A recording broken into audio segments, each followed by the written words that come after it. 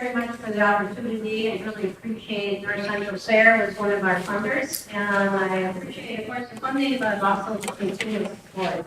What we're trying to do in Minnesota is to basically brand Minnesota wool. And hoping that we can establish then a firm market for larger quantities of wool and continue with providing that additional value to the sheep farmer.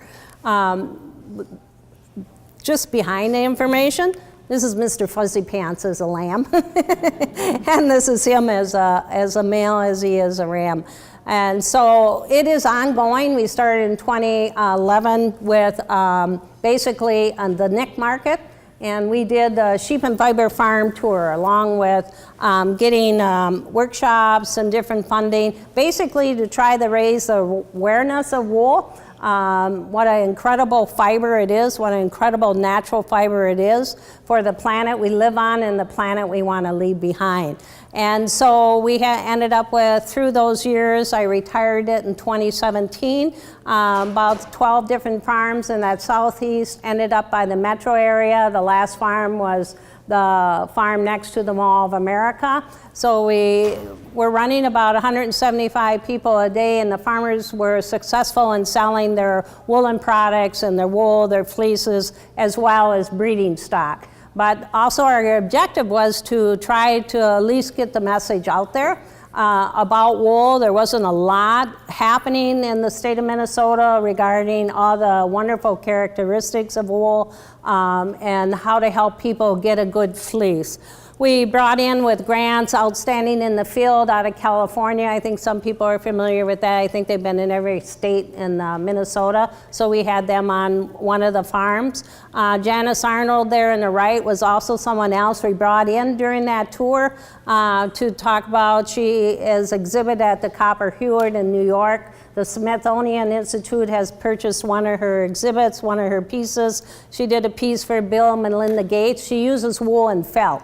Our purpose again was to try again to let people know about wool, what a great fiber it is, what a great contributor. You couldn't really get much greener. It can't be reproduced by man yet.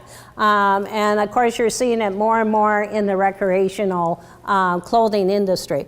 So 2014 was the year that North Central SARE helped us fund that, and we also did workshops for those sheep farmers to talk about how you get a quality fleece.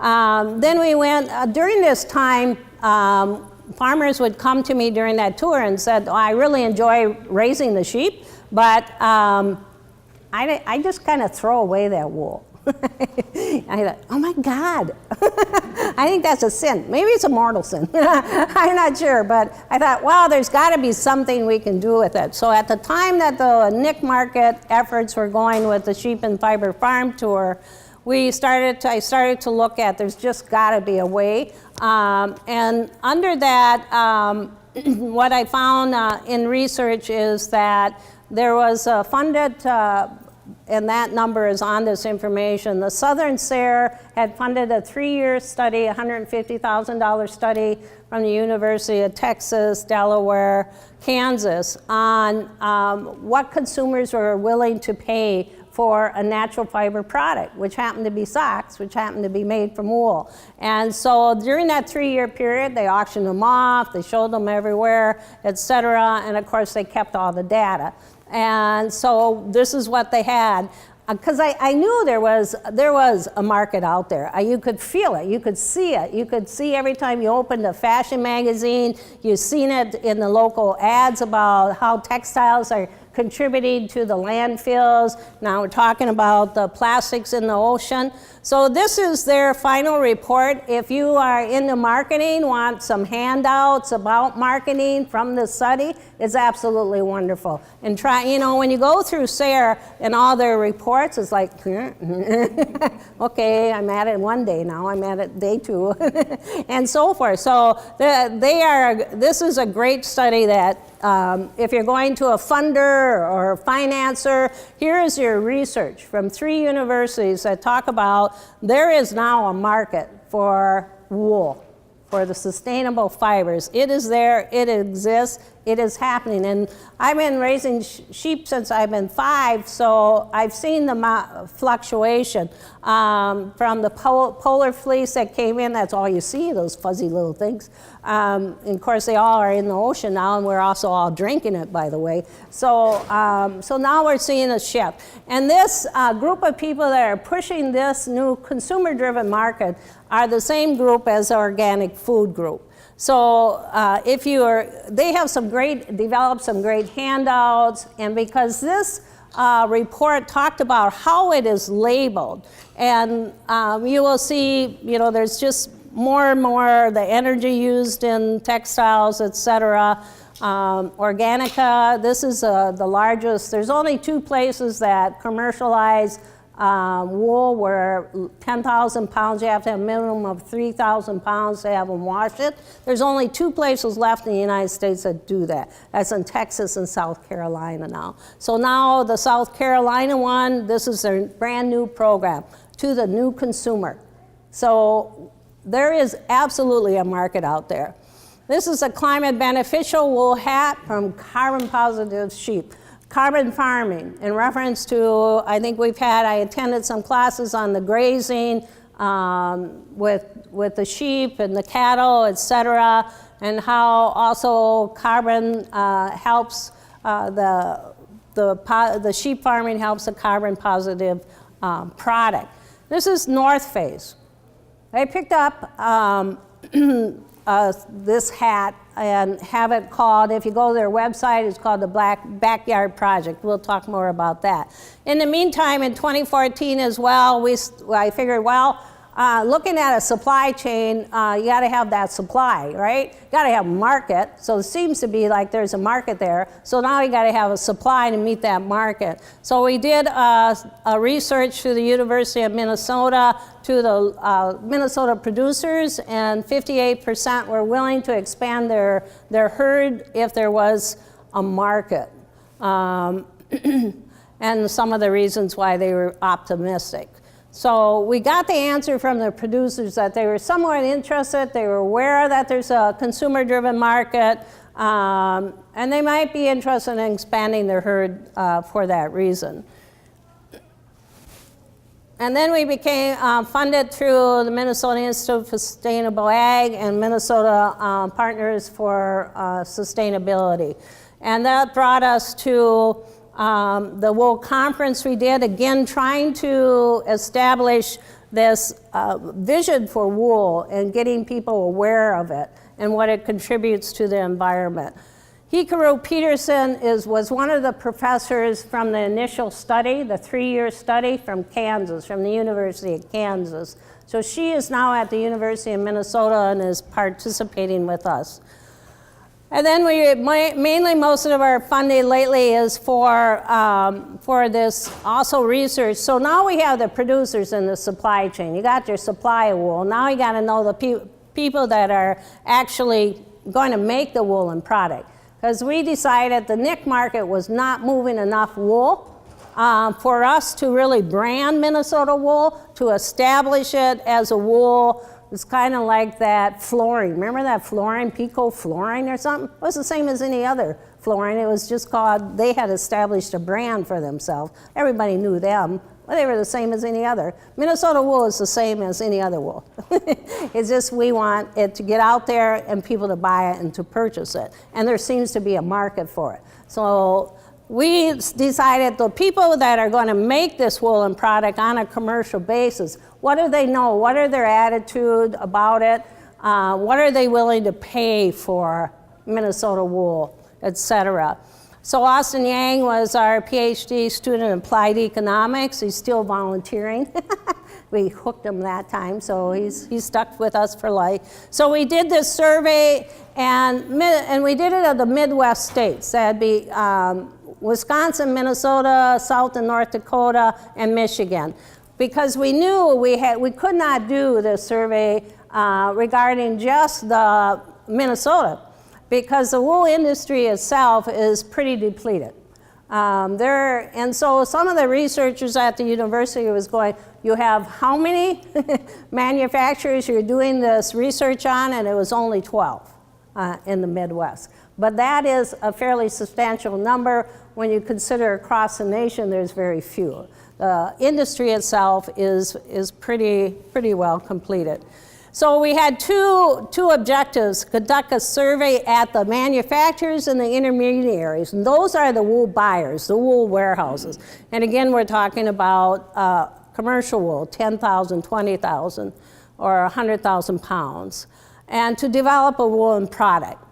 So we provided them, these manufacturers, the same as other people can do, provided them with the research done by those 3 universities that say that people will pay a premium for this product. And people in the business of selling, you know, the Breathe Right strips, right? Anytime you have a university that has background and research on it that's positive for your product, it's very helpful. So we went to those manufacturers with a 1-page handout on this research we were doing. They do feel there is a value in local wool, and that is the key, is the local, from Minnesota. That's what we're going to try to promote, is that it's Minnesota wool. And they, the ones who are actually going to make this product, felt that there was a deed value in the wool. And they are willing to pay 50% of these manufacturers are willing to pay a higher premium. And that is what we found in the ranges there. So they are aware of this consumer-driven market. They are willing to pay a higher premium. So there is definitely a possible market potential for Midwest wool due to this new, basically, consumer-driven market, regardless of how big they are. So we did survey some smaller mills, some smaller group people who are doing, those that were using up to 500,000 pounds of wool a year, to those that were maybe doing 2,000 pounds a year. They're willing to pay no more than 15%. And so from this research, we felt it was very feasible to develop a local wool business and to move ahead on our possibility of a wool product. So our challenge is Minnesota is not known for wool, not like some of the western states where there's Rambouillet and there's Merino, but we have quite a bit of the fine wool, more than what people expect. So we're looking at probably 170,000 pounds of 22 micron to 24 micron. So that's a pretty good amount for looking at process. So one of our first was the hat project. Well, we're kind of, this was a company we zeroed in on because they were making acrylic hats, still are. This is all about the North, Minnesota North, et cetera, and they were selling these hats like firecrackers, right? 5,000 hats a year. And they were giving some of the money from these hats to the environmental fund. And the hats were made with acrylic yarn. So that's an oil-based yarn. So we figured we had a shot at this manufacturer, this company, to use Minnesota wool. We have no Minnesota wool wound in the yarn yet, but, but we can do that. So then, in order to go approach them about doing a hat made by Minnesota, in Minnesota, we figured they were actually a great company to try our thoughts on. We tried some thoughts on other companies that are making Minnesota products, you know, selling the t-shirts about Minnesota boundary waters, et cetera. They have customers who are very interested in Minnesota stocking hats. This company is a little bit bigger, and so we decided we had to tell them, how much is it going to cost you to have this hat, to have this Minnesota hat made? So we did a supply chain. I developed a supply chain. I looked at this new consumer market, you know, is based on sustainability. It's based on the textile issue, that there's too many textiles in the environment. It's polluting the environment, the dyes, et cetera. It's a big issue. And so that's what's driving this new consumer market for the natural fibers. It decomposes, it keeps you warm when you're wet, absorbs odors. So the recreational industry with the t-shirts, et cetera, shorts for running, hikers, bikers, are all doing quite well now. So, but to find a organic, we had an organic spinner on Green Mountain in the East Coast, and a dye house in the East Coast as well. And so then we came with the unit cost for a hat that was just plain would have been $60. A hat with the north in it would have been about $80. These are not negotiated contracts yet, so we were hoping to reduce that cost. But that would have been, the internet market looked like about $60-65 on a wool or a wool hat. There is no organic wool. So we figured we were kind of in the range we could negotiate and get that down there so they could sell that hat for about the community price that was going for wool hats. But this is a local wool. This would be Minnesota local wool, which people are willing, remember from the research, to pay 3 times as much for. So we were hoping we could still get it down there so that manufacturer. The thing with this is, what we found and we knew was that we had to have $165,000 to pay to have these hats all done from the time the wool is bought and shipped down to South Carolina and back up to Nebraska for the dyeing and spinning, up to Minnesota for the knitting, and then to their warehouses. So the university and myself, although I had invested some of my own funding, is that we didn't have quite that much. So we were looking at a fundraiser. In the meantime, we had Plan B. So while that is resting on the stacking hat to see if the biggest part of this, what we figured, is the marketing. You gotta market it. And so through that grant from the Minnesota Institute of Sustainable Ag, the endowed chair position, is we had enough funding of about $15,000 to hire this design agency. And they're the clients. So this is a pretty well-known agency. We figured we need to have that marketing ability and strategy in order to sell Minnesota wool and to let people know about the characteristics of wool. So they're looking at hang tags that would go on the commercial product, etc., as well as the whole publicity about this is your opportunity to buy Minnesota wool. It's going to be in this place, and this place for a period of time, and then sell it. We have a manufacturer now who is interested. They sell nationwide, Target, West Elm, all the above, and so they are willing to do a product. They'll have a product out for their spring 2019 fall collection. So we will see how it all goes. Hopefully we'll get there.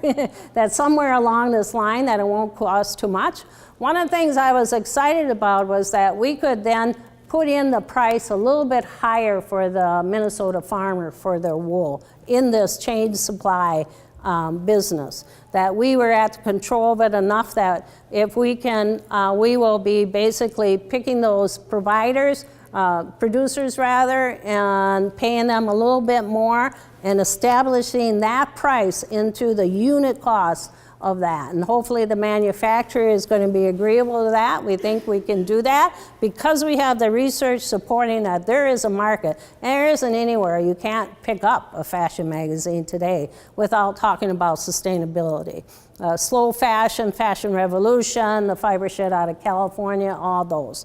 The hat that we looked at, that was the exact same hat that we were doing for the Minnesota project, and wherever it went. And North Face picked it up. So if you go to North Face and go to their backyard product, they're the one on the right, on the left is exactly the same as the hat they have produced. I don't know what happened. I kind of like this one though. Anyway, that is their best seller right now. So we know it can work. It's just a matter of getting, all the dots together. So, but it's been an experience, a learning experience. Commercial wool manufacturing is very different from your niche market of selling at the farmers markets, et cetera. It's a whole different ball game. So, but people have been very enthused. They're very excited and very supportive. So it's been fun. Thank you.